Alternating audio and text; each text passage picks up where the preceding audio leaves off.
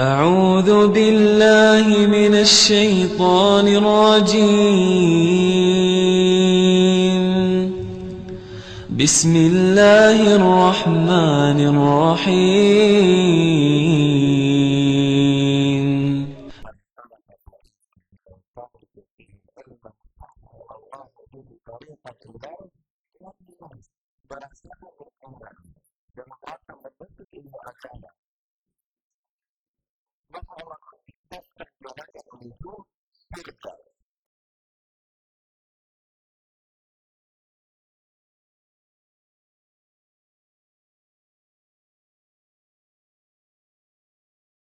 Assalamualaikum warahmatullahi wabarakatuh.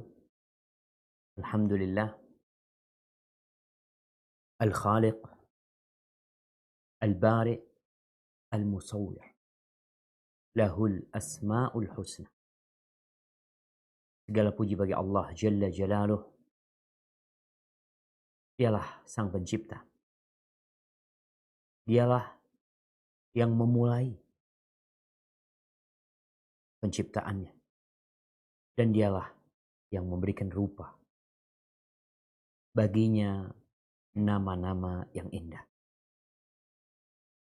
Wassalatu wassalam ala nabiyil mustafa wal habibil mujtaba sayyidina wa maulana Muhammadin wa ala alihi wa ashabihi wa man iqtafa. Salat dan salam semoga senantiasa tercurahkan untuk hamba pilihan, sang kekasih yang dicintai, baginda Nabi kita Muhammad alaihi salatu wassalam. Semoga salawat itu bersambung untuk keluarga beliau, untuk istri-istri beliau, putra-putri beliau, dan untuk seluruh sahabat Nabi. Semoga Allah meridai kita bersama mereka. Amma ba'd, ahibati fillah, kembali kita belajar mendalami agama kita,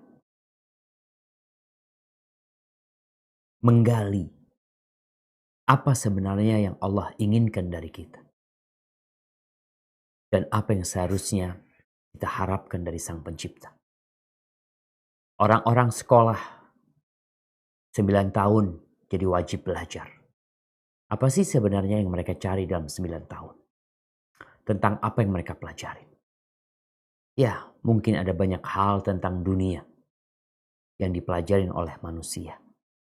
Tapi banyak di antara mereka yang terus belajar sampai ke jenjang yang lebih tinggi.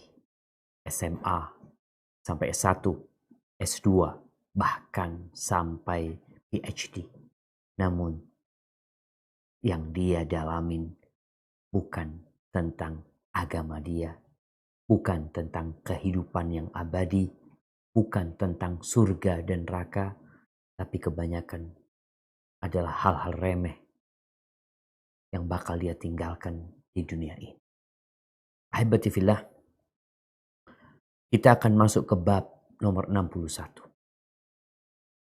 Bab yang berkaitan, mungkin kita akan baca bab ini sebelum kita menjelaskan atau menguraikan tentang kandungan bab ini. Nah, silahkan dibaca.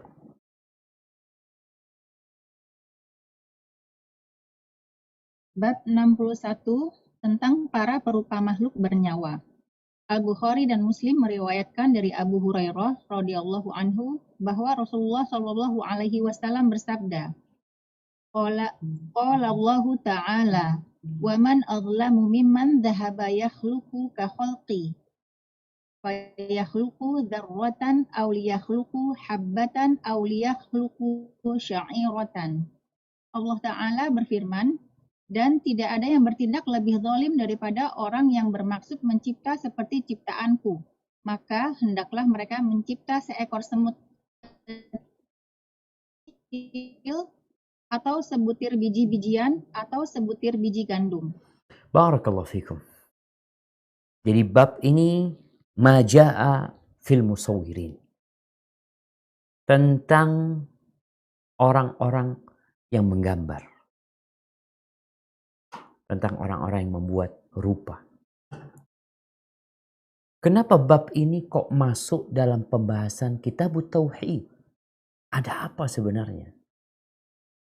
Bukankah kalau bicara hukum boleh dan tidak boleh ini, mungkin buku-buku fikih akan lebih tepat membahasnya. Tapi Syekh Muhammad bin Abdul Wahhab At-Tamimi rahimahullahu ta'ala memasukkan bab ini kepada pembahasan tauhid dikarenakan dua sebab. Sebab yang pertama, karena menggambar makhluk yang bernyawa. Itu salah satu bentuk menyaingi, menandingi apa yang Allah ciptakan. Kita tahu di antara nama Allah adalah Al-Musawwir, yang membuat rupa. Sebagaimana tadi kita bacakan di awal surat Al-Hasyr ayat 24 ya. Wallahul khaliq al-bari al-musawwir. Allah lah al-musawwir. Jadi kadangkala nama al-musawwir ini mungkin jarang kita dapatin di negeri kita. Abdul Musawwir. Kalau Abdullah, Abdul Hakim ya, mungkin banyak. Abdul Rahman, Abdul Rahim. Tapi Abdul Musawwir kayaknya jarang. Ini hamba yang maha membuat rupa. Di surat Ali Imran ayat 6 Allah mengatakan huwallazi yusawwirukum fil arham. Dialah Allah Jalla Jalaluh yang menggambarkan rupa kalian ketika di rahim. Kaifa yasha. Sesuai dengan kehendak Allah SWT.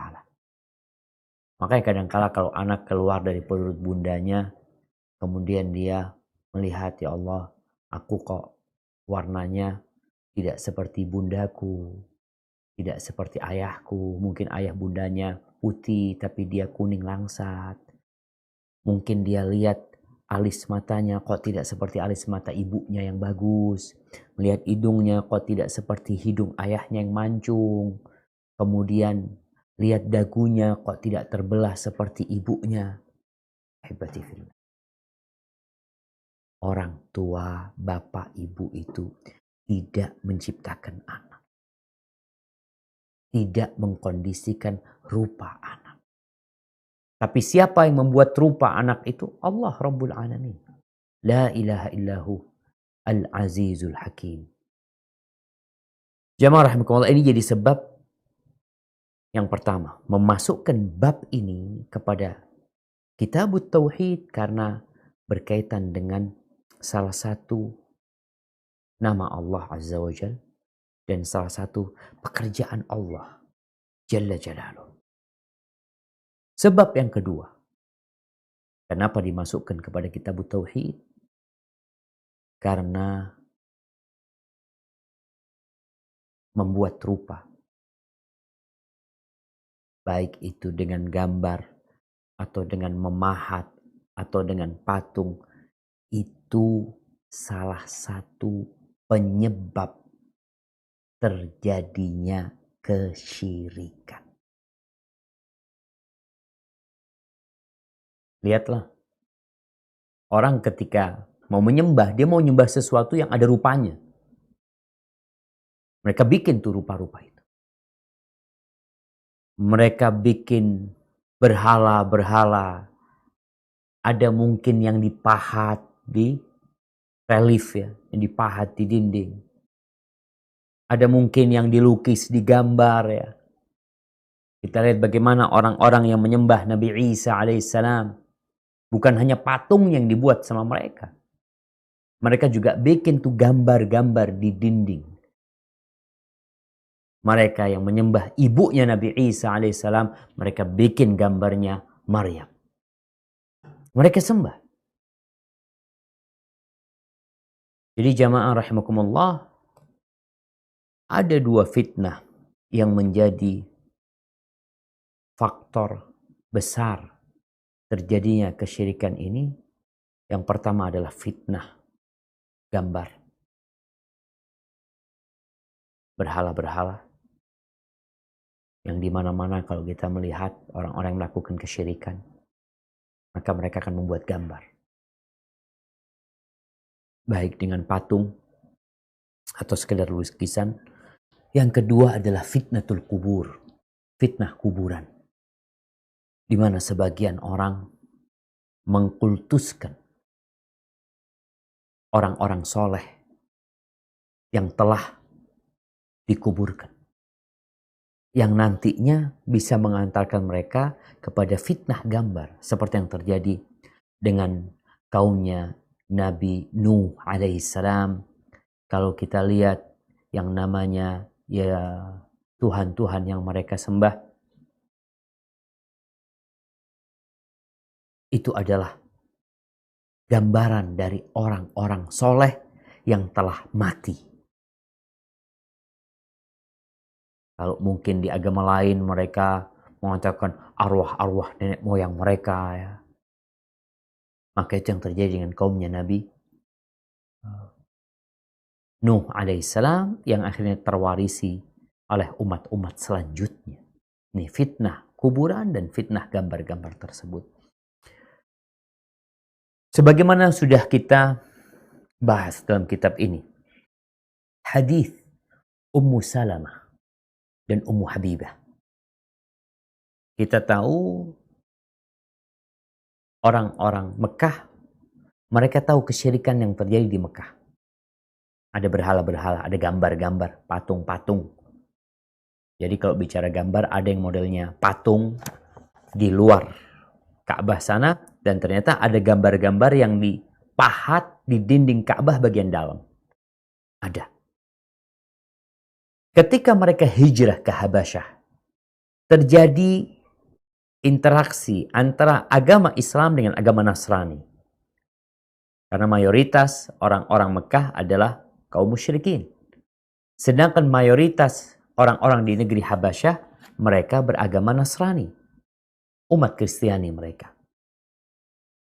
Lalu ceritalah Ummu Salamah dan Ummu Habibah, dua sahabat Nabi yang kemudian menjadi istri Nabi Sallallahu Alaihi Wasallam. Mereka cerita tentang gereja-gereja yang ada di Habasyah, yang indah-indah, bagus-bagus. Di situ ada gambar-gambar di dinding-dinding mereka. Ya. Lalu apa kata Nabi SAW? Haulai kana idza mata fihimur rajulus salih. Tuh orang-orang, kalau mati di antara mereka orang-orang soleh, orang-orang yang baik, apa yang terjadi? Banau ala qabrihi masjidan. Maka mereka akan membangun di atas kuburan mereka masjid. Wa sawwaru fihi tilka tasawwir. Kemudian mereka akan gambar tuh rupa-rupa orang-orang yang mati itu, baik itu di dinding, mungkin ada yang berupa patung, berhala. Apa kata Nabi SAW? Ulaika syirarul khalqi indallah. Mereka adalah makhluk yang paling buruk di sisi Allah Subhanahu wa ta'ala. Tapi jemaah, mungkin ada yang mengatakan, ya Ustadz, itu dulu orang terfitnah dengan berhala, terfitnah sama patung, terfitnah sama gambar. Kita nih hidup di zaman modern. Mana ada orang yang terfitnah dengan gambar-gambar tersebut lalu terjerumus dalam kesyirikan? Mungkin ada yang mengatakan seperti itu. Ahibati fillah. Orang yang mengatakan ini, dia mungkin kurang mengerti dengan hukum-hukum Allah dan dengan ketentuan-ketentuan Allah. Sesungguhnya Allah Azza wa Jal itu tahu dengan apa yang akan terjadi. Ala ya'lamu man khalaq wa huwal latiful khabir. Apa dia nggak tahu? Padahal dia yang menciptakan.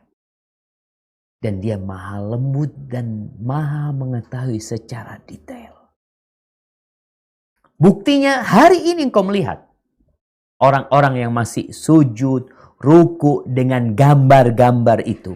Masih ada. Katanya udah modern. Logikanya semakin canggih. Tapi buktinya ternyata masih ada yang sujud di gambar-gambar. Kalau kita melihat, mungkin contoh gereja-gereja, masih ada gambar-gambar dipasang sama mereka. Mereka berdoa memohon kepada gambar-gambar tersebut. Mungkin kalau kita bicara umat Hindu atau umat Buddha, masih ada gambar-gambar Buddha. Gambar-gambar Wisnu, Siwa, itu digambarkan, ditaruh sama mereka. Jadi ketika Rasulullah Sallallahu Alaihi Wasallam menjelaskan tentang bahaya menggambar ini, menggambar makhluk yang bernyawa. Nanti kita akan bahas tentang bagaimana bentuk yang dilarang tersebut. Maka sejatinya itu tetap ada. Dan umat Islam, kalau umat Islam nggak akan seperti itu, Ustaz. Apakah benar Rasulullah Sallallahu Alaihi Wasallam dalam hadis riwayat Bukhari dan Muslim mengatakan, innahu lan taquma as-sa'ah hatta yalhaqa fi'amun min hadhil ummah bil musyrikin. Sesungguhnya tidak akan terjadi kiamat sampai ada sebagian dari umat, ada kelompok-kelompok dari umatnya Nabi Muhammad alaihissalam yang bergabung sama orang-orang musyrikin. Gaya mereka, mungkin sampai ibadah mereka, udah kita nggak bisa bedain kadang-kadang. Dan ada di masa sekarang kita udah melihat ada orang-orang yang kok kayaknya nyampur agamanya. Orang-orang musyrikin beribadah, dia berada di tempat kesyirikan tersebut. Iya, kumpul sama mereka. Katanya toleransi. Apa yang dikatakan Nabi SAW? Gabung dia sama orang-orang musyrikin. Dengan nama toleransi. Apa yang dikatakan Nabi SAW telah terjadi. Ada dari umat Nabi Muhammad SAW. Wa hatta tu'bad al-asnam. Sampai nanti asnam, berhala-berhala itu disembah oleh umatnya Nabi Muhammad SAW. Kalau penyembahan berhala oleh umat lain udah terjadi jemaah. Nggak nunggu kiamat. Sejak zaman Nabi Muhammad SAW sudah ada, bahkan mereka diperangi. Ini Nabi SAW sedang membicarakan umatnya. Yang akan ada yang menyembah berhala-berhala. Wa hatta tu'bad Allat wal Uzza. Sampai disembah Lata dan Uzza. Apakah kemudian kita menganggap larangan gambar ini larangan yang gak relevan dengan zaman ini? Padahal larangan itu tetap relevan dan itu larangan yang sebenarnya untuk mencegah agar orang-orang tidak terjerumus ke dalam kesyirikan. Ahibati fillah, apalagi kalau yang digambar itu adalah orang-orang yang agung, ya. Orang-orang yang berjasa, pahlawan-pahlawan yang diletakkan di tempat-tempat umum. Itu mengantarkan. Enggak disembah. Iya, memang enggak disembah. Tapi tetap dilarang. Cuma kadang-kala kita ngakunya muslim tapi tidak menjalankan syariat Islam. Tapi Ustaz, kan ada perselisihan di antara para ulama. Ingat jemaah. Yang ana baca. Yang ana dengar. Berkaitan dengan gambar yang memiliki bayangan. Patung berarti. Gambar yang memiliki bayangan. Itu para ulama sepakat atas haramnya. Semua ulama mengharamkan. Kalau kita bicara ulama yang terdahulu ya. Kalau ulama sekarang yang banyak yang nyeleneh, kadangkala sampai zina pun dianggap boleh sama mereka. Ini kita bicara kesepakatan ulama yang terdahulu. Yang kita tahu, la tajtami'u ummati ala dhalalah. Kata Rasulullah sallallahu alaihi wasallam, enggak mungkin umatku berijma, bersepakat di atas kesesatan. Yang namanya patung itu terlarang. Mau disembah, mau tidak disembah, itu terlarang. Karena larangan itu, larangan dia dapat mengantarkan kepada kesyirikan. Ya udah dilarang. Nabi SAW melarangnya, para ulama melarangnya. Adapun gambar-gambar yang tidak ada bayangannya, memang terjadi perselisihan. Apalagi yang berkaitan dengan foto.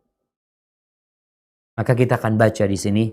Tadi kita sudah membaca hadis yang pertama yang merupakan firman Allah Azza wa Jalla yang dikenal dengan hadis Qudsi.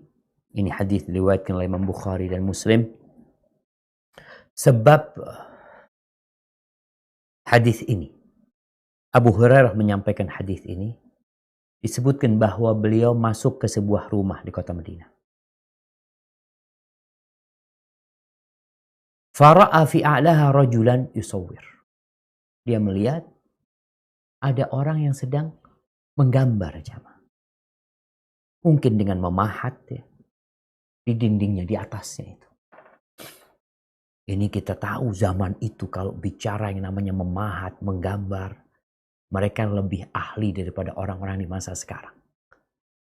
Sekarang orang gambar pakai aplikasi. Dulu mereka. Jadi patung-patung yang dibikin pada masa lalu itu lebih bernilai, lebih bagus daripada di zaman sekarang. Gambar-gambar lukisan pun seperti itu.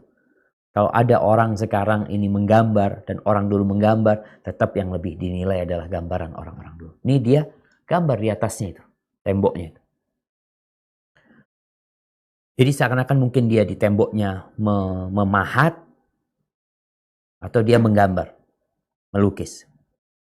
Lalu ketika Abu Hurairah melihat itu, maka dia sampaikan sabda Nabi SAW bahwa Allah berfirman. Di sini disebutkan, waman azlam, dan tidak ada yang bertindak lebih zalim. Zalim. Ini bicara kezaliman. Banyak orang melakukan kezaliman. Tapi dalam hadis ini atau dalam hadis qudsi ini dikatakan, dan tidak ada yang bertindak lebih zalim daripada orang yang bermaksud mencipta seperti ciptaanku. Hendaklah mereka mencipta seekor semut. Bikin semut. Nggak usah yang gede-gede kau bikin. Bikin patungnya fulan, patungnya pahlawan, bikin semut. Suruh bikin semut. Au dzarrah. Dzarratan aw liyakhluqu habbah. Atau dia bikin biji-bijian lah. Bikin biji mangga tuh. Kebesaran. Bikin biji kelengkeng. Kebesaran. Bikin bijinya anggur. Kebesaran. Bikin biji sawi. Kalau engkau menggambar makhluk-makhluk yang bernyawa, Allah tantang engkau. Dan atau kalau terlalu berat buat engkau, hendaklah mereka membuat biji gandum. Karena dulu makanan orang-orang Arab itu adalah gandum. Kalau di Indonesia, suruh bikin beras. Beras. Apakah bisa? Nggak ada yang bisa. Kalau mungkin dia sendirian nggak bisa, oke silahkan. Dia panggil orang-orang. Kawan-kawan dia. Ahli seni rupa. Seluruh Indonesia masih tidak mampu, dia undang. Sekarang ini bisa online. Bisa pakai Zoom. Kumpulin tuh ahli seni rupa sedunia. Kumpul bersama. Nih ada tantangan. dari Allah Azza wa Jalla. Kalian selama ini menggambar makhluk-makhluk yang bernyawa, maka ada tantangan dari Allah Subhanahu wa taala untuk bikin semut. Kalian kan semua ahli. Atau mungkin ahli seni rupa perlu bantuan orang-orang IT. Ya, nggak apa-apa. Silahkan kumpulkan orang-orang IT. Hasilnya, engkau tidak akan pernah bisa menciptakan beras. Engkau tidak akan bisa menciptakan semut. Lalu kenapa engkau bikin rupa-rupa yang terlarang? Oh, ini kan seni, Pak Ustadz. Ya, ada banyak seni. Tapi Muslim itu ikut aturan. Di Indonesia mungkin di barat mereka ada seni melukis, perempuan telanjang mereka lukis. Apakah kemudian akan dibawa ke Indonesia dengan nama HAM, hak asasi manusia, hak kebebasan menyampaikan aspirasi. Kemudian akan bikin perempuan-perempuan telanjang dilukis. Kau mengatakan enggak boleh, Ustaz. Bertentangan dengan budaya kita. Ya, ada yang bertentangan dengan agama kita. Tapi kalau agama orang-orang musyrikin, ya memang mereka menggambar. Dan itulah yang mereka sembah. Berhala-berhala, patung-patung, gambar-gambar. Maka ahibati fillah, hadis ini menjadi dalil atas larangan gambar-gambar walaupun tidak patung. Karena ini gambar di dinding, gak ada bayangannya. Bukan seperti pasung yang diberdirikan. Kemudian nanti di hadis nomor 2 ya. Hadis nomor 3. Hadis nomor 4. Hadis nomor 5. Semuanya berkaitan dengan masalah menggambar makhluk yang bernyawa. Khususnya bagi yang memiliki bayangan. Karena kalau bicara nanti yang tidak memiliki bayangan, mungkin kita akan mendapati perselisihan di antara para ulama. Iya, supaya jelas kita nih. Jangan ustadz nanti melarang, ternyata ada ulama yang membolehkan. Kalau yang memiliki bayangan, ingat, para ulama sepakat atas haramnya yang memiliki bayangan. Yang tidak memiliki bayangan, seperti sesuatu yang dilukis, itu ada perselisihan pendapat di antara para ulama. Baik, kita udah selesai nih membaca hadis yang pertama. Ingat, ada tantangan di sini. Dan yang jelas mereka tidak akan pernah bisa memenuhi tantangan tersebut. Karena yang namanya makhluk tetap makhluk. Hendaklah engkau ikut aturan Allah Subhanahu wa taala. Allah melarang untuk menggambar-gambar yang bernyawa, memahat atau membuat patung-patung yang bernyawa walaupun tujuannya bukan untuk disembah. Untuk monumen, untuk mengenang jasa mereka. Seperti itu pula awal kesyirikan di kaumnya Nabi Nuh alaihissalam. Awalnya untuk monumen. Kalau antum baca sejarah, bagaimana kaumnya Nabi Nuh alaihissalam kok bisa menyembah Tuhan-Tuhan yang Allah sebutkan di surat Nuh. Qala Nuh Rabbi. Subhanallah. Wa qalu la tadarunna wudda wala suwa'a wala yaghutha wala ya'uqa wa nasra. Itu nama-nama Tuhan-Tuhan mereka. Itu mereka awalnya didirikan. Patung-patung mereka itu sebagai monumen untuk mengenang pahlawan. Pahlawan kebaikan. Orang-orang yang memiliki jasa besar. Itu dibikin. Dan harapan ana, setiap muslim tuh, cobalah belajar agamanya. Karena mungkin ada sebagian kita yang kerjanya memahat, membuat patung. Ana pernah ke daerah mana Jawa Tengah itu ya. Di kanan kiri itu banyak orang yang jual patung. Mungkin mereka belum dengar hadisnya. Mereka belum ngerti. Kalau ternyata hukum membuat patung itu diharamkan. Walaupun bukan berhala yang disembah, patungnya udah diharamkan.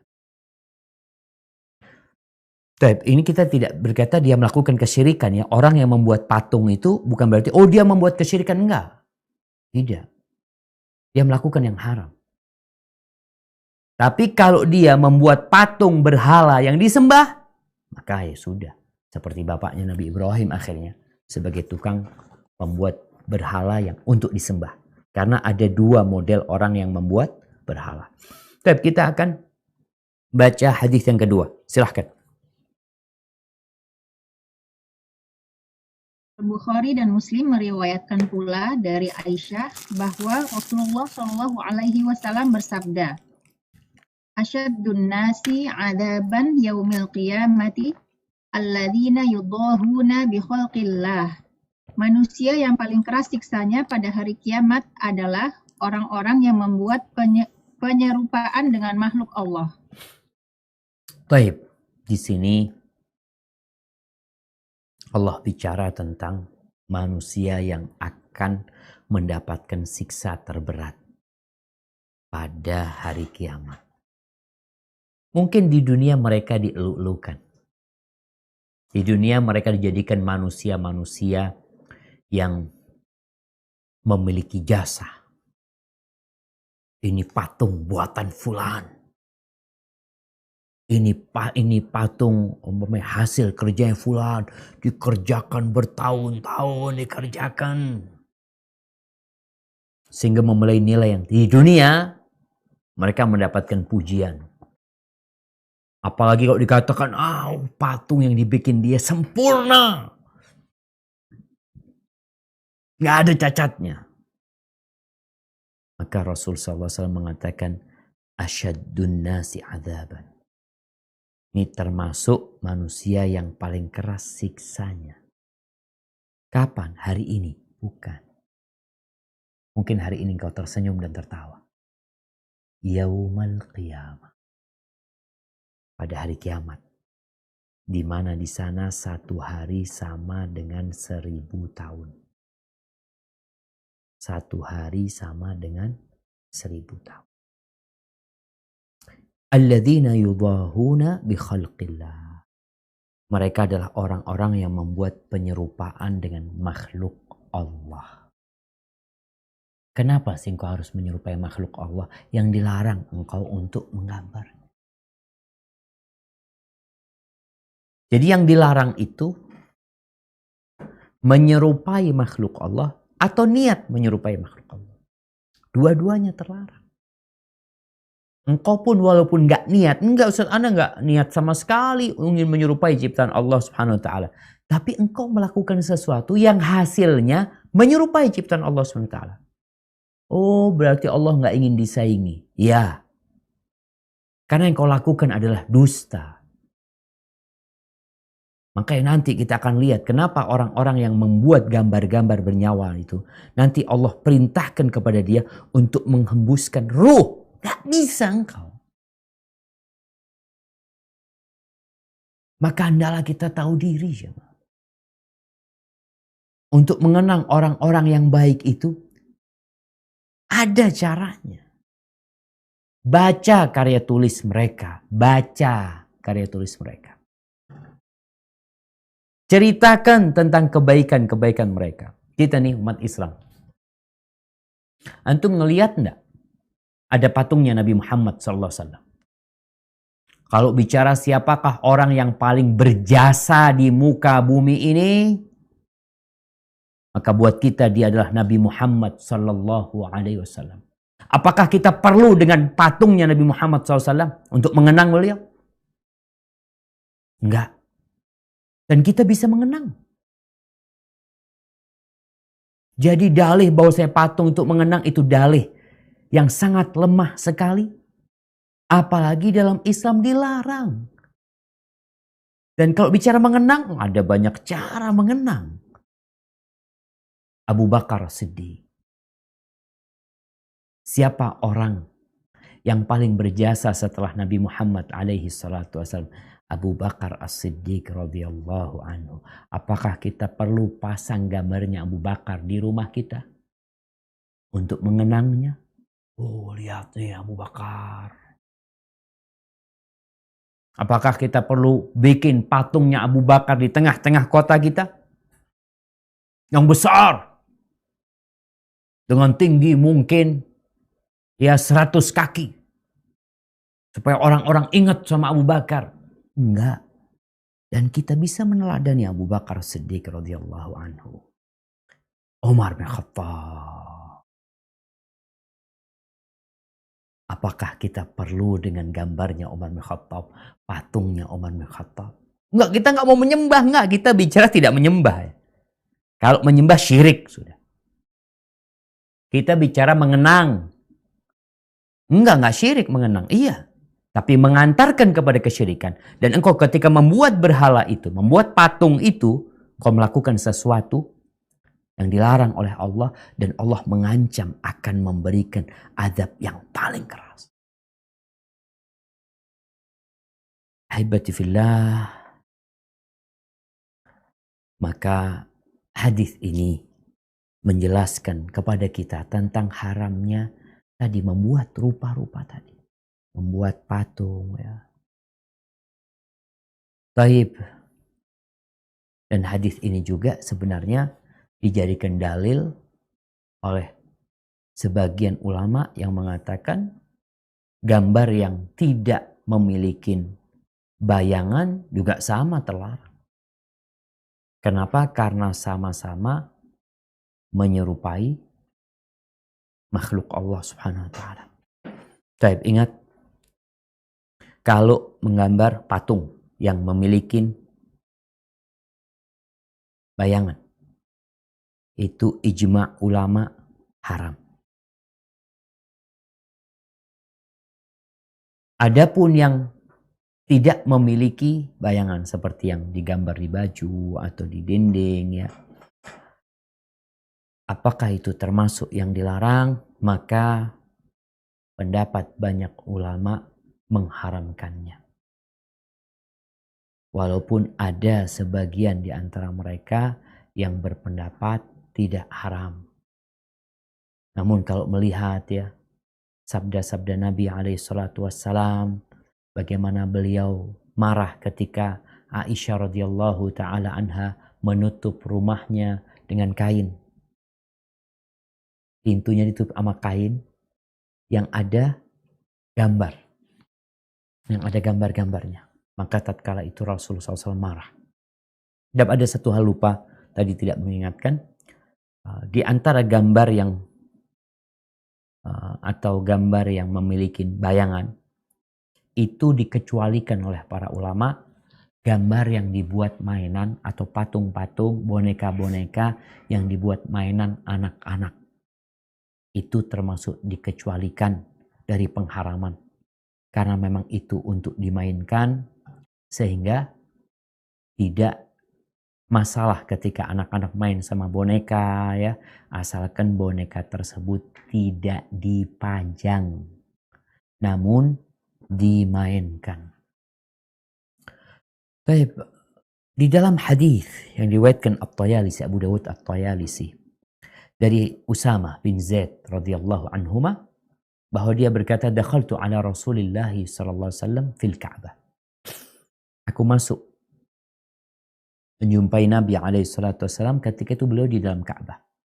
Wa ra'a suwaran. Beliau melihat di dalam Ka'bah itu ada gambar-gambar. Baik itu pahatan, mungkin lukisan. Fada'a bidalwin min ma' fa'ataituhu bi. Beliau akhirnya minta satu timba air. Satu timba air. Lalu didatangkan satu timba air itu faja'ala yamhuha wa yaqul. beliau akhirnya mengambil air itu digunakan untuk menghapus. Ini pertanda gambar yang ada di dinding Ka'bah itu lukisan. Bukan patung. Kalau patung dihancurin sama Nabi SAW. Tapi ini karena di tembok, maka beliau menghapusnya dan beliau seraya berkata, Qatalallahu qawman yusawwiruna ma la yakhluqun. Semoga Allah menghabisin orang-orang yang membuat gambar-gambar yang mereka tidak dapat menciptakannya. Kemudian ahibati fillah, memang ada satu hadis yang mungkin dijadikan dalil oleh para ulama diperbolehkannya gambar yang tidak memiliki bayangan. Karena Nabi SAW mengatakan illa raqman fi thawbin. Mungkin hadis Aisyah radhiyallahu taala anha di mana Nabi SAW menyebutkan bahwasanya malaikat itu la tadkhulul malaikah. Nah, ini hadis yang diriwayatkan Imam Bukhari dan Muslim bahwa beliau bersabda alaihi salatu wassalam, la tadkhulul malaikatu baitan fihi kalbun wala suratun illa raqman fi thawbin. Malaikat tidak masuk ke dalam rumah yang di dalamnya ada anjing atau ada gambar. Illa raqman fi thawbin, kecuali gambar yang ada di pakaian.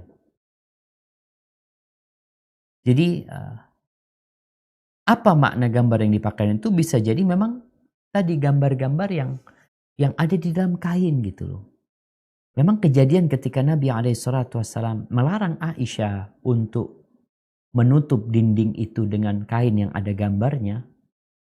Ada ya orang dulu merajut ya, pakai benang ya. Itu ditarik sama Nabi SAW. Lalu sama Aisyah dibikin bantal-bantal, sarung bantal. Istilah para ulama mengatakan akhirnya gambar-gambar yang dihinakan. Artinya di karpet, diinjak ya. Kemudian di tangan. Ini berkaitan dengan gambar yang tidak memiliki bayangan. Maka itu masih diperbolehkan menurut pendapat sebagian ulama. Walaupun tadi kita sudah bahas ada banyak ulama yang mengharamkan secara mutlak sebenarnya, baik yang memiliki bayangan atau yang tidak memiliki bayangan. Tapi kalau dihinakan diperbolehkan. Tapi mungkin ada masalah ketiga. Masalah gambar ini sekarang foto. Foto ini apakah gambar? Kalau biar gambar ya bahasa Arabnya memang surah fotografi ya. Apakah itu masuk dalam larangan Nabi SAW? Ini terjadi perselisihan di antara para ulama lagi. Ada yang mengatakan kalau bicara ilahnya, kalau ilahnya itu atau alasannya dipajang untuk mengenang, nanti bisa mengantarkan kepada kesyirikan juga. Kalau memang untuk mengenang orang-orang yang soleh ya, mungkin dia berdiri di hadapan foto tersebut, diangkat tangan ya, itu tetap terlarang. Tapi kalau foto-foto yang memang sekarang orang ya mungkin menggunakan foto itu untuk kenang-kenangan belaka di antara mereka, ini diperselisihkan oleh para ulama. Sebagian ulama tidak memasukkan foto kepada gambar yang terlarang karena di antara alasan dilarangnya gambar-gambar tersebut adalah menyaingi ciptaan Allah Subhanahu wa taala, menandingi apa yang Allah ciptakan. Adapun fotografi itu tidak ada unsur menandingi ciptaan Allah Azza wa Jal. Karena yang terjadi hanya menggambarkan ciptaan Allah. Memindahkan. Jadi yang ada itu memindahkan, gambar itu diambil, ya gambar ciptaan Allah SWT. Dan tidak ada usaha dari dia. Dan ini foto yang dari ciptaan Allah Subhanahu wa taala sehingga mereka membolehkan. Tapi untuk masalah ini hendaklah kita berhati-hati ketika nggak terlalu perlu jamaah ya. Kalau memang ada keperluan ya nggak ada larangan tentunya ketika memang diperlukan ya sebagai dokumentasi yang memang diperlukan, apalagi yang ada di KTP, yang ada di paspor, maka itu tidak dimasalahkan dan seorang muslim itu hendaklah meninggalkan sesuatu yang meragukan untuk menuju apa yang dia yakini. Barakallahu fikum. Baik, kita masuk ke hadis yang ketiga. Tafadhal. Al-Bukhari dan Muslim meriwayatkan pula dari Ibnu Abbas bahwa dia berkata, aku mendengar Rasulullah Shallallahu Alaihi Wasallam bersabda, kullu musawwirin finnar yuj'alu lahu bikulli suratin sawwaraha nafsu yu'adzabu biha fi jahannam. Setiap rupa berada dalam neraka. Setiap rupakah yang dibuatnya akan diberi nyawa guna menyiksa dirinya di dalam neraka jahanam. Barakallahu fikum. Kita lihat di sini. Setiap perupa, artinya orang yang tadi membuat rupa-rupa makhluk yang bernyawa, berada dalam neraka. Ini menunjukkan dosa besar. Yuj'al lahu bikulli suratin sawwaraha nafs. Bagaimana dia diazab? Tinggal kita lihat ya. Hadis yang pertama riwayat Bukhari dan Muslim. Hadis kedua riwayat Bukhari dan Muslim. Hadis yang ketiga riwayat Bukhari dan Muslim. Dan kalau kita melihat dari sahabat-sahabat yang berbeda, ini menunjukkan tentang bagaimana perhatian Nabi SAW dengan masalah perupa ini. Karena ini menjadi salah satu sebab terjadinya kesyirikan. Maka diazabnya nanti pada hari kiamat, semua yang dia gambar itu, dari yang bernyawa ya, karena memang memiliki nyawa dia, akan Allah kasih nyawa nanti. Dan gambar-gambar ini akan hidup, kemudian menyiksa orang-orang yang menggambar mereka. Subhanallah jamaah ya. Ahibati fillah, di dalam sebuah hadis, kalau kita melihat hadis ini kayaknya kok semua gambar Ustaz, yang bernyawa dan tidak bernyawa nanti pun akan dikasih nyawa. Sebenarnya enggak. Di dalam hadis yang lainnya Rasulullah SAW pernah mengatakan ini Jibril ya. Ini hadis Jibril. Jibril alaihissalam mengatakan kepada Nabi alaihissalam, mur bitimthal an yuqta'a ra'suhu hatta yakuna kahai'atis syajarah. Nih kalau orang punya patung ya, waktu itu Jibril mengatakan kepada Nabi alaihissalam, perintahkan agar kepala patung itu dipotong. Kepala patung dipotong. Sehingga dia bentuknya seperti pohon. Ya udah nggak apa-apa kalau seperti pohon. Ini tanda bahwasanya gambar yang tidak bernyawa itu diperbolehkan berdasarkan hadis yang baru saja kita sampaikan. Baik. Kita masuk ke hadis yang keempat. Tafadhali. Al-Bukhari dan Muslim pun meriwayatkan hadis marfu dari Ibnu Abbas, man sawara suratan fid dunya kullifa an yanfukha fiha ruh wa laysa binafikhin. Barang siapa membuat rupaka di dunia akan dibebankan pada hari kiamat untuk meniupkan roh ke dalam rupaka buatannya itu. Namun dia tidak akan dapat meniupkannya. Barakallahu fikum. Kita lihat nih bagaimana Ibnu Abbas radhiyallahu anhu. Jadi ada sebuah riwayat di masa Ibnu Abbas itu ada orang tukang melukis ya. Dia itu gambar yang bernyawa. Lalu dia kata itu kerjaan dia. Maka akhirnya ada arahan dari Abdullah bin Abbas radhiyallahu anhu agar dia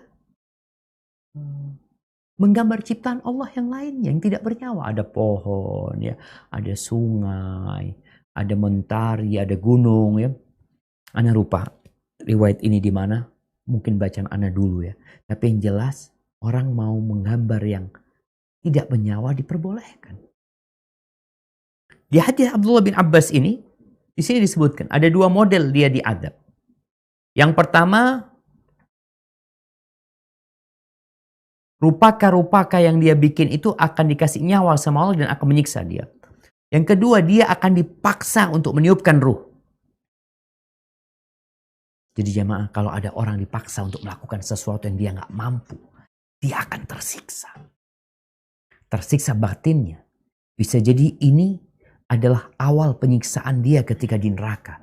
Dia dipaksa untuk meniupkan ruh dan dia nggak mampu. Setelah itu Allah berikan nyawa kepada rupaka-rupaka tersebut yang kemudian menyiksa dirinya.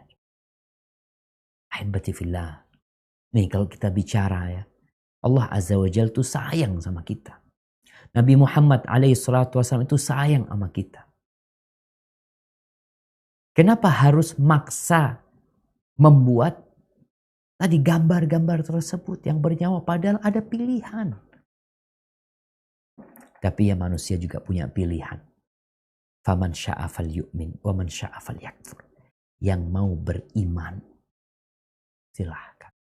Yang mau beriman sama hadis ini, monggo. Yang mau kufur gak menerima, ya monggo sih. Karena Allah gak butuh dengan ibadah kita. Baik, di hadis yang terakhir, silahkan. Muslim meriwayatkan dari Abu Al-Hayyaj, ia menuturkan, Ali berkata kepadaku, Ala ab'atuka ala ma ba'athani alaihi Rasulullah sallallahu alaihi wasallam, ala tada'a suratan illa tomastaha, wala qabran musfiran illa sawaitahu. Maukah kamu aku utus untuk suatu tugas sebagaimana Rasulullah sallallahu alaihi wasallam telah mengutusku untuk tugas tersebut, yaitu jangan kamu biarkan ada sebuah rupaka kecuali kamu musnahkan. Dan jangan kamu biarkan ada sebuah kuburan yang ditinggikan kecuali kamu ratakan. Barakallahu fikum, subhanallah jamaah. Ini di hadis Ali bin Abi Thalib. Ali bin Abi Thalib radhiyallahu anhu. Hadisnya riwayat Muslim. 4 hadis pertama riwayat Bukhari dan Muslim. Hadis yang kelima diriwayatkan Imam Muslim saja. Dan hadis ini sahih. Ali itu diutus sama Nabi SAW untuk menghilangkan 2 perkara. Yang tadi di awal kita singgung 2 perkara ini menjadi penyebab terjadinya kesyirikan. Penyebab ya. Kita katakan penyebab terjadinya kesyirikan. Yang pertama fitnah rupaka. Fitnah gambar-gambar tersebut. Yang kedua fitnah kuburan.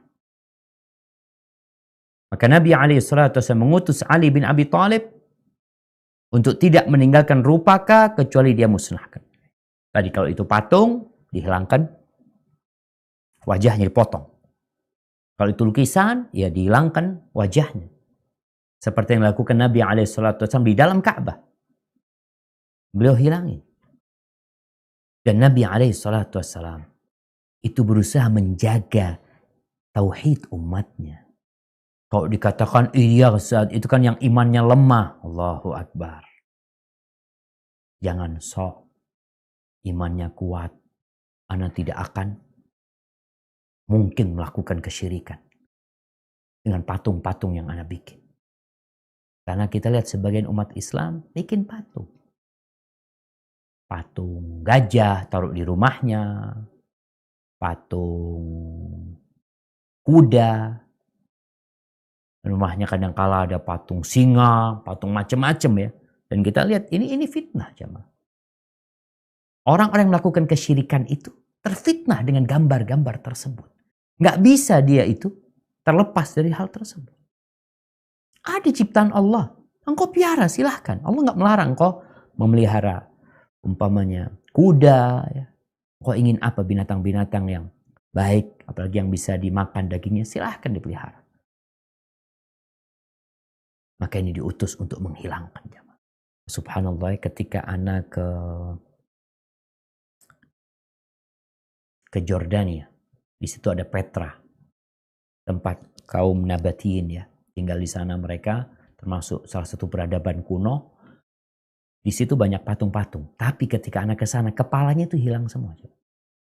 Relief-relief yang di tembok itu kepalanya hilang semua. Dan ini salah satu perintah Nabi SAW untuk menghilangkan. Bukan sayang seninya. Haibati fillah. Kalau seni membuatmu akhirnya dilaknat oleh Allah SWT. Apa gunanya? Kita ingin hidup bahagia. Yang kedua, kuburan. Kadang-kala kuburan itu ada yang lain dari kuburan-kuburan yang lain. Ratakan. Udah selesai orang itu mati. Jangan dipikir kalau kuburan orang tersebut ya, dibelikan marmer yang paling bagus. Dikasih batu akik kuburannya. Lalu dia di dalamnya itu merasakan Allah dingin. Kata dia. Nggak ada. Udah mati dia. Udah jadi tanah mungkin. Ya udah tanah aja luruskan. Ini perintah Nabi kepada Ali bin Abi Thalib radhiyallahu anhu. Jadi intinya jamaah, kita berusaha untuk menjalankan apa yang diperintahkan Nabi SAW. Akan tetapi kita perlu ilmu dalam mengingkari kemungkaran. Ali bin Abi Thalib, dia punya kekuasaan. Dia memegang mandat dari Nabi SAW. Sehingga tatkala dia menghilangkan patung-patung, rupaka-rupaka, dia meratakan kuburan, dia sebagai seorang yang mendapatkan tugas dari pimpinan. Kenapa anak katakan ini? Kadangkala ada orang-orang yang membaca hadis ini, kemudian dengan mudah dia menghancurkan patung-patung yang akhirnya menyebabkan terjadinya fitnah. Mengingkari kemungkaran itu tidak boleh menimbulkan kemungkaran yang lebih besar. Nggak boleh. Ada caranya. Kapan mengingkari dengan tangan, menghancurkan patung-patung tersebut. Dan kapan mengingkari dengan lisan. Dan tugas kita jamaah memang memberikan pencerahan kepada umat manusia. Agar mereka sadar bahwa Allah Azza wa Jal telah menciptakan manusia untuk mengabdi kepadanya. Dan di antara cara menjaga tauhid itu adalah meninggalkan larangan-larangan Allah ini. Baik. Kita masuk ke kandungan bab ini, tafadhal. Kandungan bab yang pertama, ancaman berat terhadap para perupa makhluk bernyawa. Baik, apa ancamannya? Tadi disebutkan dia akan ada di dalam neraka. Dia menjadi orang yang paling berat siksaannya.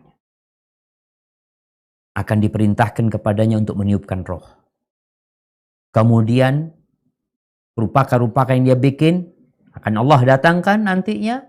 Kemudian Allah berikan ruh, kemudian dia akan menyiksa orang-orang yang membuatnya. Sekali lagi, mungkin sebagian kita nggak beriman dengan hadis ini. Barakallahu fikum. Lanjut. Yang kedua, alasannya yaitu tidak berlaku sopan santun kepada Allah sebagaimana firman Allah, dan tidak ada yang bertindak lebih zalim daripada orang yang bermaksud mencipta seperti ciptaanku. Barakallahu fikum jamaah. Subhanallah jamaah. Allah melarang. Kok kurang ajar sih? Kok kurang ajar? Dilarang. Kita aja sama bos. Kalau bos di perusahaan kita mengatakan tolong jangan bikin itu. Jangan bikin kayak gitu. Lalu kita membuatnya. Padahal udah dilarang. Kita melakukan kezaliman. Dan Allah udah melarang gitu. Bahkan Allah mengatakan apakah ada orang yang lebih zalim dari orang melakukan itu. Udah dikasih tahu, tetap dia. Jadi kalau bicara Allah tidak mau ditandingi, sebenarnya kok nggak bisa nandingin Allah memang. Nggak bisa. Makanya suruh meniupkan ruh nantinya. Nggak mampu kok. Sudah kau bikin semut aja sana. Bikin semut. Setelah itu baru ngomong. Orang kok nggak bisa. Jadi orang ini memang pura-pura aja. Orang yang pura-pura ini dibenci sama orang. Pura-pura kaya. Sok kaya kita nggak suka. Pura-pura pinter. Kita nggak suka. Dan engkau pura-pura bisa membuat seperti ciptaan Allah. Padahal engkau nggak bisa. Buktikan kalau engkau bisa. Bikin semut. Baik. Yang ketiga. Yang ketiga, firman-Nya, maka hendaklah mereka mencipta ekor semut kecil atau sebutir biji-bijian atau sebutir biji gandum, menunjukkan kekuasaan Allah dan kelemahan manusia. Nah, sampai kapanpun, ingat, sampai kapanpun. Al-Khaliq, huwal Khaliq, Allah Rabbul Alamin, pencipta, dialah pencipta Allah. Dan sampai kapanpun engkau adalah makhluk yang lemah. Sampai kapanpun. Engkau mau berada di posisi raja. engkau berada di posisi Perdana Menteri, engkau mau berada di posisi Presiden, engkau mau berada di posisi mungkin yang nguasain benua-benua ini, engkau tetap makhluk dan engkau lemah. Dan Allah yang Maha Kuasa. Tiap hari Allah ciptakan nyamuk. Tiap hari. Jadi kalau bicara nyamuk, Allah ciptakan nyamuk itu tiap hari. Masa engkau selama hidupmu nggak bisa bikin nyamuk? Masa nggak bisa? Ya memang nggak bisa. Engkau sampai kapan engkau makhluk? Sekarang aja bicara COVID-19, orang dunia aja mah. Pesawat-pesawat nggak terbang. Ekonomi terjun bebas. Lalu engkau masih ingin melakukan perbuatan-perbuatan yang dilarang sama Allah SWT. Engkau makhluk yang lemah. Kembalilah kepada Allah. Barakallahu fikum. Taib. Lanjut. Yang keempat, ditegaskan dalam hadis bahwa para perupa adalah manusia yang paling keras disiksa. Nah, lanjutkan. Yang kelima, Allah akan menciptakan roh untuk setiap perupaka yang dibuat guna menyiksa perupa tersebut di dalam neraka jahanam. Nah, ini tadi yang kita sampaikan ya. Salah satu bentuk siksaan yang terberat buat mereka adalah melakukan sesuatu yang mereka nggak mampu gitu. Itu beban yang sangat berat sekali. Kita di dunia aja kadang-kala ya Allah Ustaz, anak kok dapat musibah yang kayaknya nggak mampu untuk menanggungnya. Padahal di dunia la yukallifullah nafsan illa wus'aha. Allah tidak memberikan beban kepada hambanya di batas kemampuan dia, di luar batas kemampuan dia. Tapi nanti di akhirat dia akan disiksa dengan model seperti itu. Kenapa? Karena nggak nurut nih orang. Zalim, orang sangat zalim sekali. Kasih tahu nggak boleh, tetap melakukan itu. Tafadhal. Yang keenam, bahwa perupa akan dibebani untuk meniupkan roh ke dalam perupaka yang dibuatnya. Nah, dan dia tidak akan pernah bisa melakukannya. Yang ketujuh? Yang ketujuh, perintah untuk memusnahkan rupaka apabila menjumpainya. Iya, barakallahu fikum. Tadi kita sempat singgung menghancurkan rupaka itu paling tidak kepalanya dihilangkan ya. Kepalanya dihilangkan sehingga dia seperti pohon ya. Jadi teman-teman yang mungkin di rumahnya punya patung-patung yang kecil atau yang besar ya. Udahlah, Allah melarang hal itu. Potong kepalanya. Ustadz kan jelek Ustadz, yang kau kasih pot di atas kepalanya. Jadi indah. Pot bunga jadi indah.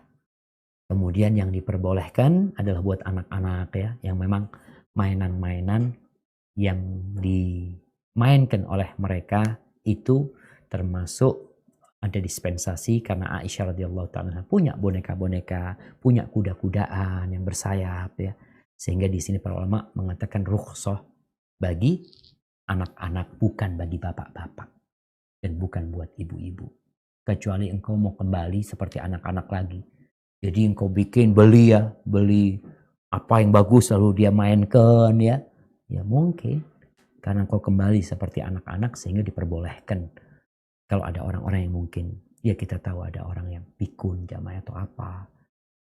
Tapi insya Allah, semoga kita dijaga sama Allah, bisa melaksanakan perintahnya dan menjauhi larangannya.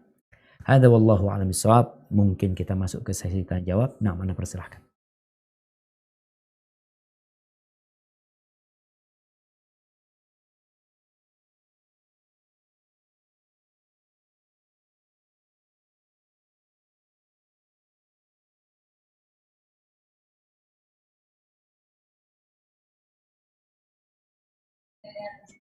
Assalamualaikum Ustadz. Waalaikumsalam warahmatullahi wabarakatuh. Nah. Ustadz dan keluarga senantiasa sehat Ustadz. Begitupun dengan tim SRB dan keluarga Ustadz. Allahumma amin. Nah, silahkan Ibu. Masya Allah, banyak banget pertanyaan yang masuk Ustadz kepada kami. Mudah-mudahan cukup waktunya untuk Ustadz menjawab insya Allah. Siap, bismillah. Ustadz, saya lulusan seni rupa. Saya dipilihkan dengan dua pilihan, antara menjadi guru seni, di mana dalam pelajaran tersebut harus mengajarkan musik, tari, gambar, atau saya harus meninggalkan apa yang telah saya pelajari. Mohon nasihatnya Ustadz. Jazakallahu khair. Barakallahu fikum. Alhamdulillah jamaah. Ya, pertanyaan ini muncul dikarenakan sebagian umat Islam mulai belajar agamanya. Dulu nggak ada yang tanya kayak gitu. Karena orang nggak peduli sama agama. Sekarang setelah menyimak hadis-hadis Nabi, semakin tahu mana yang boleh dan mana yang tidak boleh. Dulu orang berpikir agama itu yang sholat 5 waktu, ya, kemudian puasa Ramadan, kemudian zakat, haji, ya itulah Islam itu. Padahal Islam mengatur segala lini kehidupan manusia. Bicara pekerjaan, ternyata Islam mengatur. Ada pekerjaan yang boleh, ada yang nggak boleh. Berkaitan dengan seni pun, ya ada yang boleh dan ada yang tidak boleh. Kalau bicara tadi seorang lulusan seni rupa, dia dihadapkan kepada perbuatan-perbuatan yang terlarang dalam agama. Kalau dia harus menggambar yang bernyawa, atau membuat patung yang bernyawa, atau dihadapin untuk nari laki perempuan. Kalau seorang perempuan nari buat istrinya mungkin nggak ada masalah, buat suaminya ya. Seperti itu. Tapi kalau ini untuk dipertontonkan untuk umat manusia,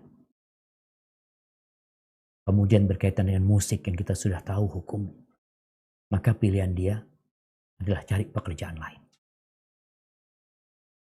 Dia mungkin, ini harapan anak ya, teman-teman yang lulusan seni rupa ini, coba dia lihat. Apa yang mungkin diajarkan dan bermanfaat buat umat manusia. Tanpa menyelisihi aturan agama. Di antara seni-seni itu ada yang diperbolehkan jamaah. Nggak semuanya terlarang. Hanya manusia itu selalu ya ini. Manusia ini selalu kalau dilarang, hati dia condong kepada yang dilarang tersebut. Sehingga muncul sebuah komentar, kok semuanya nggak boleh? Subhanallah, yang nggak boleh itu sedikit loh. Yang nggak boleh itu sedikit. Selalu larangan itu terhitung. Makanya kalau bicara undang-undang aturan lalu lintas itu, yang disampaikan itu yang nggak boleh sama mereka. Nggak boleh ini, nggak boleh lampu merah, nggak boleh terabas. Marka jalan nggak boleh terabas. Ada tulisan nggak boleh berhenti. Ada tulisan nggak boleh masuk. Orang kok semuanya nggak boleh. Sini nggak boleh terabas. Di sana nggak boleh parkir. Di situ nggak boleh masuk. Apakah kita akan mengatakan seperti itu kepada Polantas? Ketika kita ngatakan kok semuanya nggak boleh. Enggak, yang nggak boleh itu sedikit. Nggak boleh masuk ke sana. Kenapa nggak boleh? Karena engkau kalau masuk sana tabrakan nanti. Jalannya cukup satu mobil. Nggak boleh melewatin marka jalan itu karena ini khusus buat orang yang di jalur sana. Jadi semuanya aturan dibuat itu untuk maslahat manusia gitu loh. Cuma kalau kita mau kumpulkan, jadi yang tertulis itu yang nggak boleh. Padahal yang nggak boleh itu nggak perlu ditulis karena banyak yang diperbolehkan. Jadi yang rasa harapan mungkin teman-teman yang dari perguruan tinggi atau fakultas seni rupa, dia bisa melihat selama dia 4 tahun belajar, sehingga dia tahu mana yang boleh. Mungkin dia juga bisa menambahkan, nanti ada hal-hal yang seharusnya bermanfaat buat umat, buat bangsa dan negara kita, yang mungkin itu perlu diperdalam ya. Sehingga negara dan negeri kita mendapatkan manfaat dari seni yang dibuat tanpa membuat Allah murka kepada kita. Hadza wallahu a'lam bishawab. Pertanyaan kedua, Ustadz, apa hukumnya saat kita sholat, kita menggunakan pakaian yang ada gambar makhluk bernyawa? Apakah sholat kita sah? Nah, iya jemaah, ya berkaitan dengan sholat. Ingat orang sholat itu menghadap Allah Subhanahu wa ta'ala. Dia diperintahkan untuk bersuci. Tempat dia harus suci. Hati dia harus bersih. Karena dia sedang menghadap Allah Subhanahu wa ta'ala. Kalau ternyata ada pada diri dia atau dalam yang dia lihat, sejadah dia, ada hal-hal yang sebenarnya dibenci sama Allah Subhanahu wa ta'ala, maka ya gimana sholat dia? Kalau bicara sah, sholatnya sah. Sholatnya sah. Ana ulangin, selama syarat dan rukun serta wajib sholat itu terpenuhi, maka sholatnya itu sah. Adapun ini berkaitan dengan larangan di luar ibadah sholat itu sendiri. Contoh, apakah orang yang sholat di sejadah curian, sah sholatnya. Sejadahnya curian loh. Sah nggak sholat dia? Pendapat yang benar sah sholat dia. Cuma dia berdosa. Jadi ada ibadah yang sah namun ada dosa di sana. Dan buat kawan-kawan yang kadang-kala ke masjid ya, di beberapa masjid di kampung-kampung itu ada yang sholat bawa gambar-gambar di punggungnya, ada gambar gambar apa ya? Tengkorak kadang-kala jamaah ya. Kadang-kala ada gambarnya caleg-caleg di. Hendaklah mereka lebih baik lagi, dan pakaian yang paling cintai Nabi SAW adalah yang berwarna putih ya. Hadza wallahu a'lam bishawab. Nah. Ini ada jamaah Zoom Ustadz yang ingin bertanya. Dipersilakan kepada Ibu Ina Chun yang raise hand barusan. Silakan untuk bertanya, tafadholi. Ya, terima kasih kepada Ustazah atau panitia. Assalamualaikum Ustaz. Waalaikumsalam warahmatullahi wabarakatuh. Ya, alhamdulillah, this is the second time for me bisa bicara direct tapi tidak tatap muka ya. Ahlan wa sahlan. Pertanyaannya begini. Nah. Pertanyaannya Ustadz, saya ini dulu pernah dilukis oleh seseorang, katakanlah foto saya dengan suami, dilukis di Jogja. Di Jogja kan banyak ya Ustadz, kemudian saya pajang. Nah, itu satu. Nah, dan juga di rumah saya ada foto almarhum kakek saya yang tetap dipajang oleh orang tua saya dan foto keluarga. Saya sih mengatakan, bukankah di dalam rumah yang ada gambar-gambar itu malaikat tidak masuk? Pemahaman saya ya Ustadz, tetapi kami mengaji, kami sholat dan lain-lain sebagainya. Bagaimana saya ingin meninggalkan itu? Yang satu itu Ustadz. Yang kedua, di DP WhatsApp saya itu kan ada picture saya. Apakah boleh? Sebetulnya saya juga tidak yakin, kayaknya kok sombong amat sih foto-foto kita dipajang. Bagaimana sebaiknya? Dan yang satu lagi, saya suka sekali memakai baju motif, misalnya motif ular, motif macan, motif zebra. Nah. Walaupun saya menggunakan syar'i. Mohon petunjuk Ustadz. Itu Siap. Saja. Mudah-mudahan teman-teman yang lain tidak marah saya bertanya sampai sebanyak itu. Iya, dan banyak pertanyaan ini. 3 pertanyaan ini. Siap, barakallahu fiik. Nah, ini ada 3 pertanyaan jamaah. Mudah-mudahan Anda nggak lupa. Jadi yang pertama berkaitan dengan lukisan. Kalau lukisan, tadi kita sudah sampaikan memang ada perbedaan pendapat di antara para ulama, tapi tinggalkanlah. Pendapat yang lebih kuat, lukisan itu terlarang. Karena ada usaha manusia. Yang jadi masalah tentang fotografi. Apabila gambar itu diperbolehkan, maka malaikat masuk. Karena gambar itu diperbolehkan. Seperti gambarnya pohon ya, nggak ada masalah. Bicara fotografi, ada perselisihan di antara para ulama yang kuat sekali perselisihan mereka. Sehingga untuk lebih amannya, karena kita nggak tahu mana yang benar jemaah. Ketika kita bicara hukum nantinya, kita akan berjumpa sama Allah Subhanahu Wa Taala. Dan kita akan dikasih tahu mana yang benar di antara 2 pendapat tersebut. Maka kita perlu berhati-hati.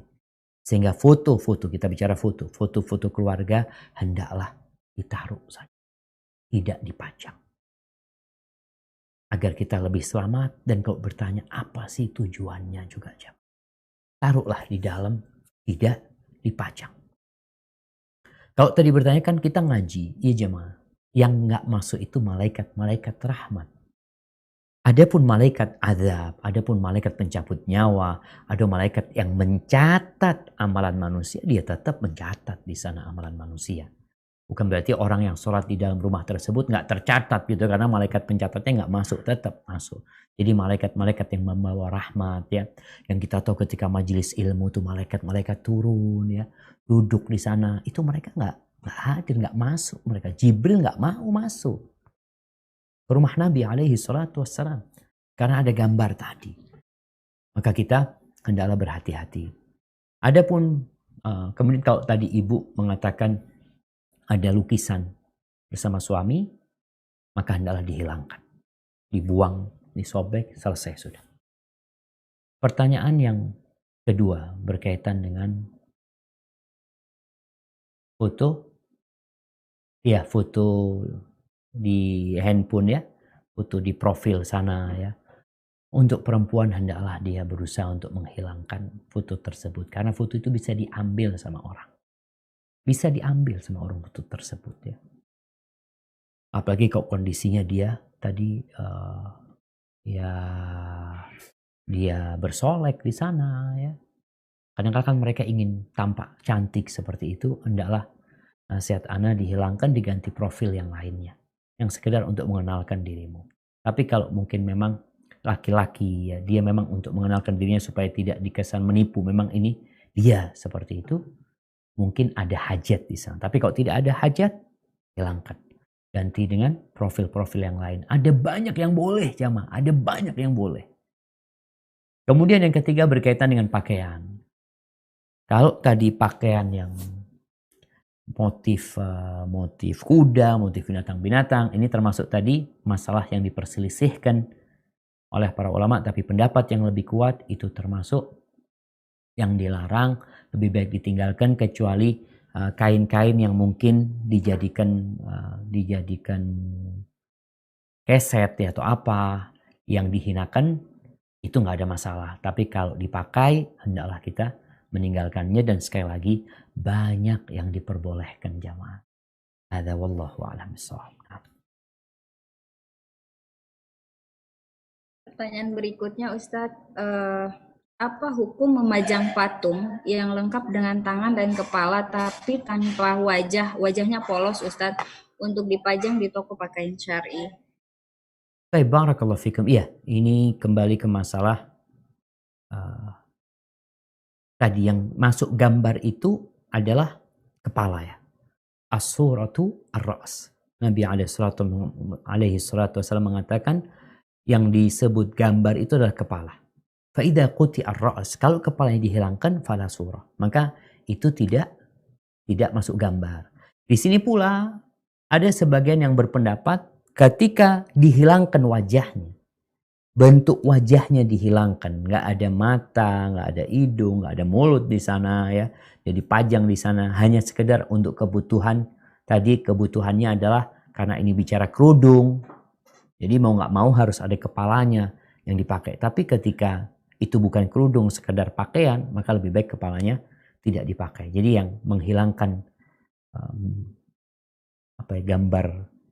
gambar wajahnya itu mungkin masih diperbolehkan ya. Hadza wallahu a'lam bishawab. Kalau dibutuhkan. Nah, Ustadz, bagaimana hukumnya menjadi pengurus bagian desain grafis dan pengajar guru pengajaran untuk Al-Quran di suatu majelis ilmu khusus belajar tahsin dan tahfiz yang menghalalkan pembuatan konten syiar dengan menggambar makhluk bernyawa, musik, dan foto wanita sebagai bahan syiar di medsos? Saya sebagai pengurus sudah mengingatkan bahwa itu sebaiknya ditiadakan, namun sebagian pengurus masih berdalih ada ustadz yang membolehkan. Apakah saya harus meninggalkan majelis tersebut? Mohon nasihatnya Ustadz. Iya, barakallahu fikum. Naam jamaah. Jadi memang seorang muslim itu dimanapun berada, hendaklah dia menjadi lentera yang menerangi. Jadi ketika tadi berada di majelis yang memang ternyata orang-orang yang di sebuah pengurusan ya, orang-orang yang berada di sana itu beragam.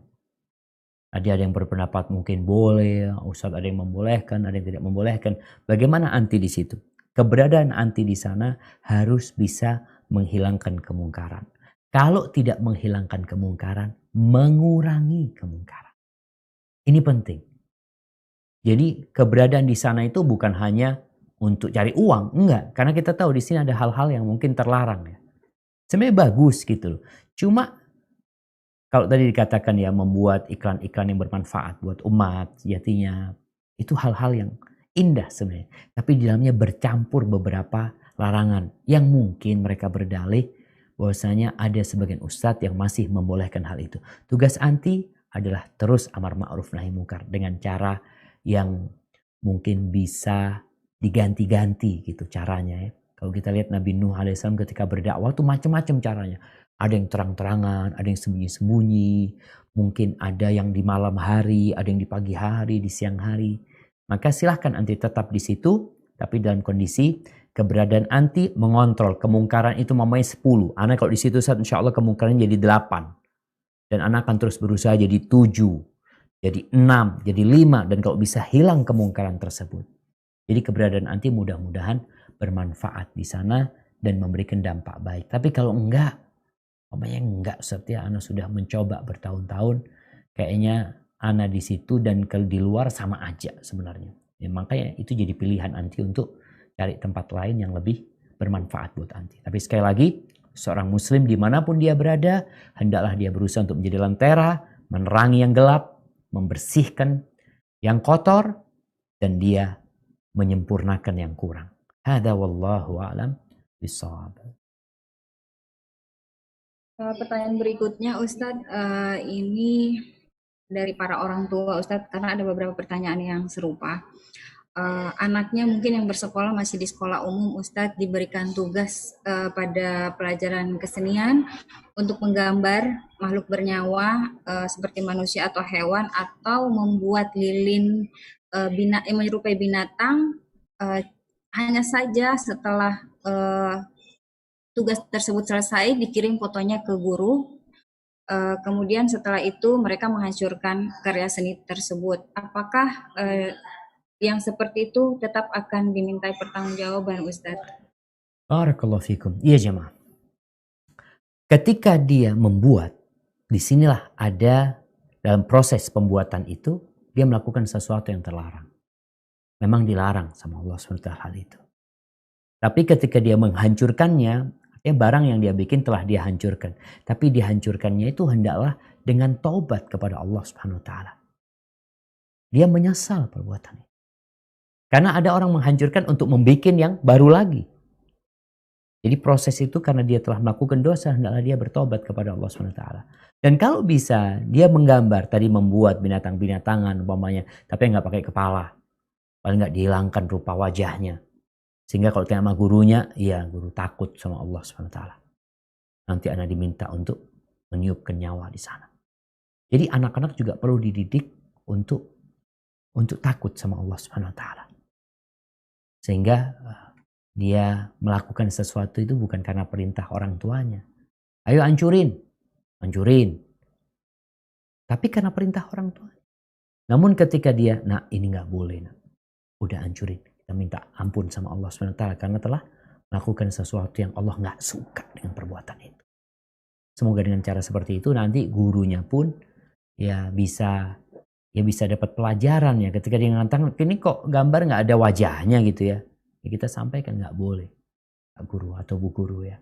Itu dalam agama saya yang saya pelajarin ya. Dengan harapan mungkin gurunya, saya juga Islam ya. Kan banyak seperti itu kadang-kadang. Ya Allahu a'lam. Kok saya baca hadisnya seperti ini, mungkin Pak Guru atau Bu Guru bisa memberikan penjelasan ya. Tetap harapan kita Muslim ini belajar lagi sehingga dia semakin luas wawasannya, semakin faham dengan apa yang Allah inginkan dan apa yang Allah tidak inginkan dari kita. Hadza wallahu a'lam bishawab. Nah. Ustadz, ketika anak-anak membaca buku-buku sains atau siroh atau buku pelajaran yang ada gambar manusianya, di sini juga ada pertanyaan yang masuk, Ustadz, membaca komik, apakah dihukumi sama dengan yang membuat gambar makhluk bernyawa tersebut, Ustadz? Dan apakah yang membaca pun diancam akan menghidupkan gambar-gambar tersebut? Nah, barakallahu fikum. Iya jemaah, sebenarnya kalau bicara yang membuat sama yang membeli, sama yang meletakkan, itu beda hukumnya. Kalau tadi bicara yang membuat, maka dia akan diminta dia adalah orang yang paling berat siksanya. Karena dia menyerupai ciptaan Allah SWT. Kita yang membeli, ada dua kemungkinan di sini. Kita meridai hal itu atau kita tidak meridainya. Dan kita tahu ketika kita melihat kemungkaran, kita punya kewajiban tadi menghilangkan kepalanya, umpamanya sebagaimana perintah Nabi SAW kepada Ali bin Abi Thalib ya. Jadi ketika Rasulullah SAW memerintahkan kepada Ali, gambar-gambar itu untuk dimusnahkan. Salah satunya dengan menghilangkan kepalanya. Jadi kalau kita membeli patung umpamanya, kita bawa ke rumah kita. Maka ada dua kondisi kita. Kita meridai hal itu atau kita mengingkari, enggak, anak hilangkan kepalanya. Itu termasuk bentuk kita mengingkarinya. Tapi kalau kita meridhoinya, ya kita akan dapat dosa yang sama. Adapun kembali kepada ada gambar-gambar yang tadi yang di kaki, yang dikeset, diinjak, itu kita nggak dosa. Karena kita menginjak-ninjaknya, kita menjadikan dia terhinakan. Jadi kalau ada yang membaca buku itu, apakah dia sama dosanya? Enggak, tentunya dia nggak sama. Tapi paling tidak tadi seorang muslim harus tahu sama hukum sehingga muncul dalam hatinya mengingkari perbuatan tersebut. Hadza wallahu a'lam bishawab. Pertanyaan selanjutnya Ustadz. Nah. Ini dari Ummu Ibrahim dari Kuala Lumpur Ustadz. Anak saya perempuan usia 13 dan 16 tahun sering menggambar wajah karikatur. Juga mengedit, mewarnai, menambahkan, dan mengganti gambar wajah memakai aplikasi HP atau laptop. Mereka sudah saya nasihati dan sudah saya ingatkan tentang hukum menggambar makhluk, tapi mereka beralasan ini hanya gambar wajah saja, tanpa disertai anggota tubuh yang lain. Apakah hal tersebut diperbolehkan? Nah, barakallahu fikum. Ya jemaah, yang pertama kalau bicara gambar, intinya gambar itu adalah kepala. Wajah, ini inti dari gambar. Sehingga ketika orang menggambar tanpa ada wajahnya, maka nggak akan jadi gambar itu, akan seperti pohon ya, seperti apa ketika nggak ada kepalanya. Jadi inti dari gambar itu adalah as-suratu ar-ras, di gambar yang ada di kepalanya. Sehingga kalau kita gambar kepala dari belakang itu nggak apa-apa karena memang nggak ada apa-apanya gitu loh. Seperti itu. Akan tetapi memang para ulama membedakan antara yang menggambar lengkap dengan seluruh anggota tubuhnya dengan yang menggambar sebagian dari tubuh tersebut, khususnya wajah tadi. Dua-duanya sama-sama terlarang, tapi secara beban atau bobot dosanya itu para ulama menjelaskan tentunya yang berbeda. Yang ini yang hanya menggambar wajah saja dan ini menggambar seluruh anggota tubuhnya. Mungkin kita perlu kasih penjelasan kepada mereka tentang adanya banyak hal yang bisa mereka gambar. Banyak sebenarnya. Dan lebih bermanfaat lagi buat mereka. Jadi ibu-ibu ketika melarang anak-anak hendaklah memberi ganti. Jadi anak-anak itu kadang-kala penalarannya nggak nyampe gitu loh. Dia yang mau dia ini. Dia senang sama ini. Orang tua di sini datang untuk memberikan arahan. Ini loh engkau bisa melakukan ini dan Allah ridho sama engkau. Sedangkan ini kalau mungkin kau mengatakan kan ada yang ulama yang membolehkan seperti itu. Iyalah ada ulama yang membolehkan. Tapi ada banyak ulama yang melarangnya. Sehingga engkau lebih selamat. Meninggalkan sesuatu yang memang engkau gak punya perlu di sana. Gak ada perlumu di sana. Hadza wallahu a'lam bishawab. Ustadz, bagaimana dengan para komikus atau ada beberapa yang memiliki pekerjaan sebagai komikus atau seniman manga dan bekerja di bidang 3 dimensi animasi Ustadz yang semuanya itu berbentuk manusia atau makhluk bernyawa. Mohon nasihatnya Ustadz kepada beliau. Nah, barakallahu fikum. Ya jemaah, memang kalau bicara kartun ya, kalau yang komikus mereka bikin komik yang mereka gambar dengan tangannya, ini hukumnya sama dengan gambar tadi, gambar yang di dinding, yang di pakaian, yang memang tadi kita sudah sebutkan ada perselisihan di antara para ulama. Yang tentunya biasanya orang itu ketika ada perselisihan dengan para ulama, dia akan mengatakan, "Yaudahlah, anak ikut yang membolehkan." Biasanya mereka akan seperti itu. Tapi nasihat ana buat teman-teman yang di komikus ini, hendaklah dia mengkaji lagi, mempelajari lagi, karena ini urusan dengan akhirat kita. Kita kalau bisa melakukan sesuatu itu dengan memiliki keyakinan. Maka itu nasihat anak buat teman-teman yang di komikus, kalaupun memang dia melihat ada perselisihan pendapat di antara para ulama tentang gambar-gambar yang tidak memiliki bayangan, bukan patung tadi kita sebutkan, maka memang ada khilaf, tapi ana lebih condong kepada mereka yang melarang hal tersebut. Maka coba antum pelajari lebih detail lagi ya, minta petunjuk sama Allah Subhanahu wa taala. Ihdini lima ikhtulifa fihi minal haq, ya Allah berikan petunjuk kepadaku terhadap apa yang diperselisihkan oleh mereka ini Allah. Hadza wallahu a'lam bishawab. Nah. Pak Ustadz, ini ada pertanyaan dari Ummu Basma, beliau juga ikut Zoom ini Ustadz. Ustadz, bagaimana mengingatkan orang tua yang masih memajang foto di rumah dan masih memajang pajangan makhluk bernyawa? Barakallahu fiik. Barakallahu fiik. Iya jemaah, orang-orang kuno ini kan ya mungkin dari sisi keilmuan ya nggak seperti masa sekarang di mana informasi itu sangat terbuka sekali sehingga kita bisa membaca dan mencarinya dengan mudah. Sedangkan orang-orang dulu itu susah mau belajar agama. Membaca sesuatu ya, kalau sekarang di handphone kita bisa membaca nasihat-nasihat. Kemudian sekarang dengan pandemi ini kita bisa ngaji walaupun ustadznya di tempat yang berbeda. Maka anak hendaklah memaklumi kondisi orang tuanya yang mungkin tadi belum memahami. Bagaimana tugas kita terhadap orang tua? Yang pertama mendoakan orang tua kita. Yang kedua menyuguhkan sesuatu yang kalau bisa orang tua itu dia dapat ilmunya sendiri gitu. Kalau kita kasih tahu ini nggak boleh, dia marah. Kamu siapa gitu. Tapi kalau kita katakan ayah, coba ayah baca ini ya. Apakah benar ini ayah? Dengan harapan dia yang menyimpulkan sendiri nanti setelah membaca hadis tersebut. Ya itu mungkin yang bisa kita lakukan ya. Kita kasih nasihat orang tua. Tadi kita sampaikan kita kan kepingin rumah kita berkah. Ayah ingin rumahnya indah. Ternyata malaikat itu nggak masuk ayah di rumah yang seperti ini, seperti itu. Coba ayah baca lagi. Dengan harapan dia sendiri bisa sadar ya. Tapi ingat kita itu hanya bisa menyampaikan. Hanya bisa memberikan arahan. Adapun yang memberikan hidayah adalah Allah Jalla Jalaluhu. Hadza wallahu a'lam bishawab. Mungkin kita masuk ke pertanyaan yang terakhir ya Ma. Baik Ustadz. Ini ada Ibu Imelda Ustadz, beliau juga alhamdulillah ada di masuk join Zoom ini Ustadz. Assalamualaikum Ustadz. Waalaikumsalam warahmatullahi wabarakatuh. Mohon maaf di luar tema mengenai syafaat karena kemarin tidak sempat bertanya. Nah. Bagaimana kalau keguguran di bulan ketiga sedangkan ruh ditiup setelah bulan keempat? Apakah di bulan ketiga termasuk bisa memberikan syafaat di akhirat untuk orang tuanya Ustaz? Nah, barakallahu fikum. Iya jemaah. Kalau bicara syafaat tentunya buat anak yang bernyawa, yang dia akan dihidupkan. Artinya dia akan dibangkitkan pada hari kiamat. Kemarin kita sebutkan hadis Nabi SAW bahwa sang anak akan memegang pakaian bapaknya, ditarik-tarik bapaknya untuk pegang tangan bapaknya. Dia minta sama Allah untuk bersama orang tuanya dalam surga Allah SWT.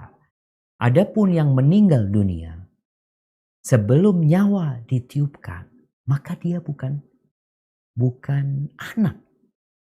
Artinya dia nggak akan dibangkitkan pada hari kiamat. Memang belum ada nyawanya dia. Kemudian hukumnya pun kita ketahui dia tidak diaqiqain ya, nggak perlu dikasih nama karena memang dia belum ada nyawanya. Sehingga kalau sudah bernyawa, yaitu umur 120 hari, karena 4 bulan ketiga ditiupkan nyawanya, baru dia akan memberikan syafaat kepada orang tuanya. Tapi kesabaran ibu. Kan orang ketika gugur, dia juga sedih. Itu musibah buat dia. Walaupun dia tahu itu tidak akan bisa memberikan syafaat kepada dia, tapi kesabaran dia menghadapi apa yang terjadi, semoga kelak akan menempatkan ibunya di tempat yang tinggi di surga Allah SWT. Karena kita tahu, innama yuwaffas sabiruna ajrahum bighairi hisab. Orang-orang yang bersabar akan diberi balasan yang tanpa perhitungan oleh Allah SWT. Hadza wallahu a'lam bishawab. Mungkin itu yang bisa Anda sampaikan karena Anda ada acara insyaallah. Pertanyaan-pertanyaan. Pokoknya jamaah tadi kalau nggak dijawab hari ini kayak ini syafaat, kajian kemarin, tanyanya hari ini nggak ada masalah insyaallah. Besok ada kajian lagi.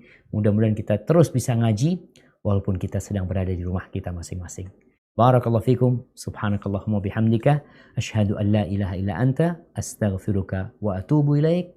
Wassalamualaikum warahmatullahi wabarakatuh.